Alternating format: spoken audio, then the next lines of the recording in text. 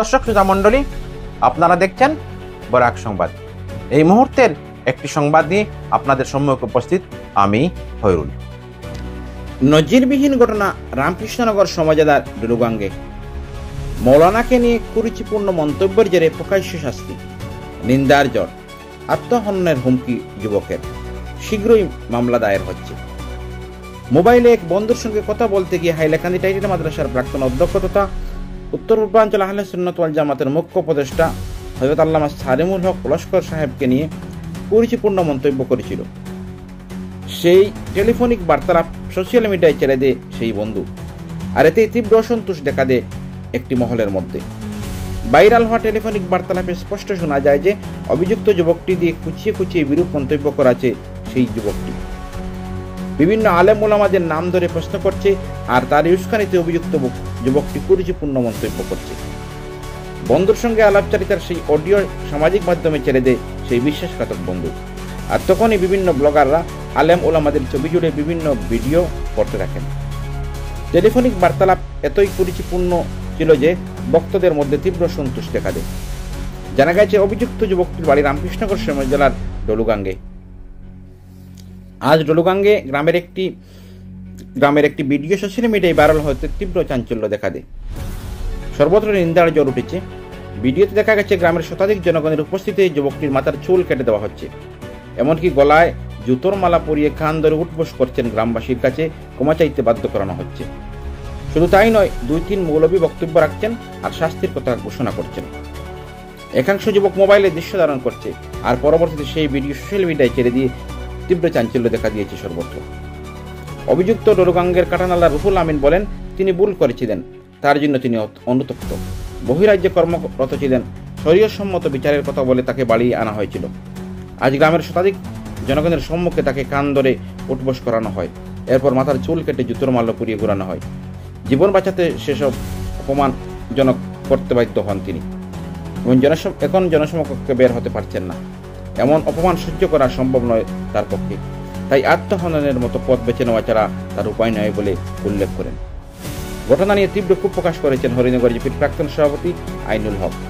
তিনি বলেন, গণতান্ত্রিক দেশে ভাবে মরাল পুলিশিংয়ের ঘটনা নিন্দনীয়।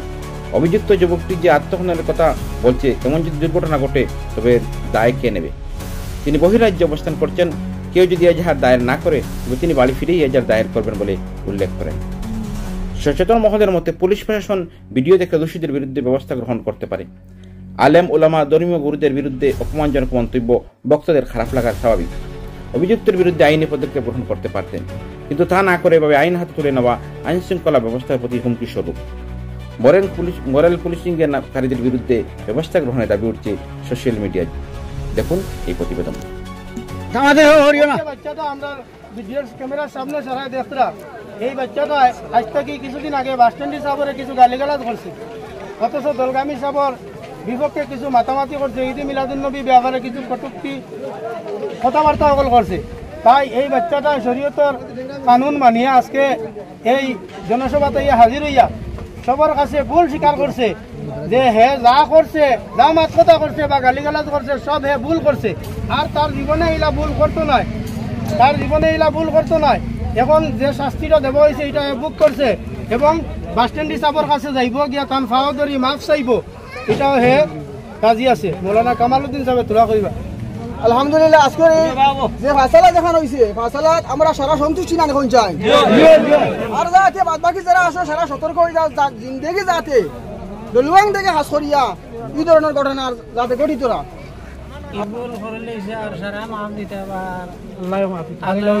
আর পরবর্তী আপনি শাসন রাখবা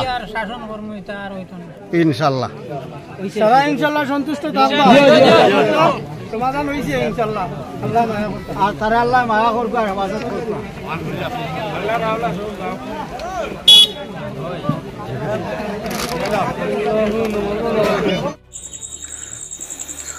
আচ্ছা, 2-3 দিন আগে কলেজ একটা বাইরে লইছিল, লোয়ার বাদে আমার বহুত হুমকি দুমকি দিছে। ওই হুমকি দেওয়ার বাদে আমি আইসি নামি আবার ওদের হচ্ছে শরীয়ত মোতাবেক যেটা বিচার ওটা করবা।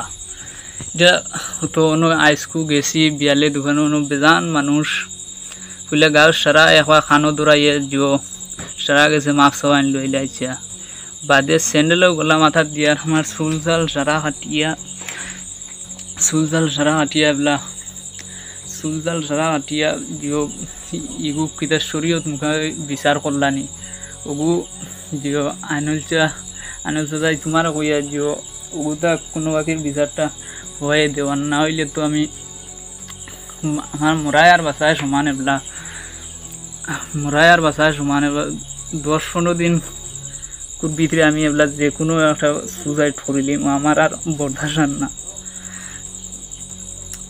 আমি মারতাম পারি না জিও এগুলা গর্তনে বারণ যান না সব মানছি আমার ছিলেন সুলজাল কাটিয়া আমার ইনো মানছি না মানছি সারা বেরিয়ে মারিলিতে আমার মারিলে অনেক